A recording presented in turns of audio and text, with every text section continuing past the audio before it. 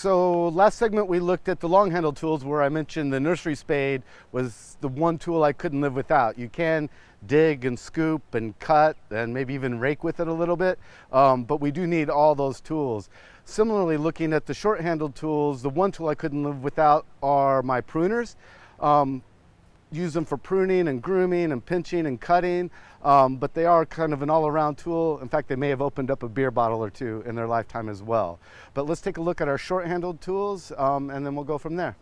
So the second big grouping of tools I like to discuss are the hand tools. Everything we looked at before were the long-handled tools. These are all more short-handled tools and serve different purposes throughout the garden.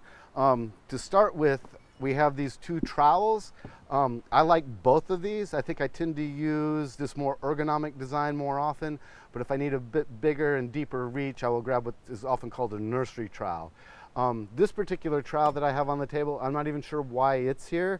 None of us have ever used it, and I can't imagine to be able to work a trowel from standing up and have it be long-handled. So this is an example of, I think, a useless tool, but maybe somebody can let me know how they like to use it. Another hand tool that we work in the soil are weeding knives, and this is an asparagus fork or a dandelion weeder, I've often heard it called, another invaluable tool in the garden, and I either use that or this particular weeding knife are always with me in the garden no matter where I go during the growing season. I tend to like the knife. It fits into my pocket a little bit better. It has a serrated edge. If I need to do a little bit digging, I can do a bit digging with that, but it also works for fine weeding as well.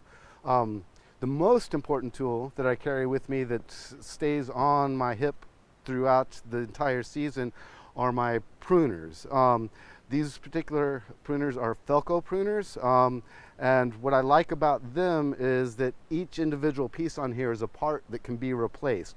So we like to sharpen the blades, but when a blade gets too dull, you can replace the blade without replacing the entire unit. And so this particular brand is really great, but any brand that has everything broken into parts that can be replaced individually, I think is a huge plus for any of your hand pruners. Just a bigger version of a hand pruner are loppers. Anything that you can't cut with your hand pruners, you can step up and use a lopper. It gives you more leverage, has a bigger cutting surface. We use this for pruning small branches on trees.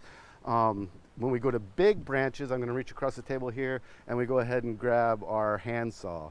Find a handsaw that's really sharp. Most all pruning saws only cut on the pull cut. So say if you're up on a ladder, you're not trying to push and end up balancing off the ladder, but a good sharp handsaw is critical to any garden, I do believe.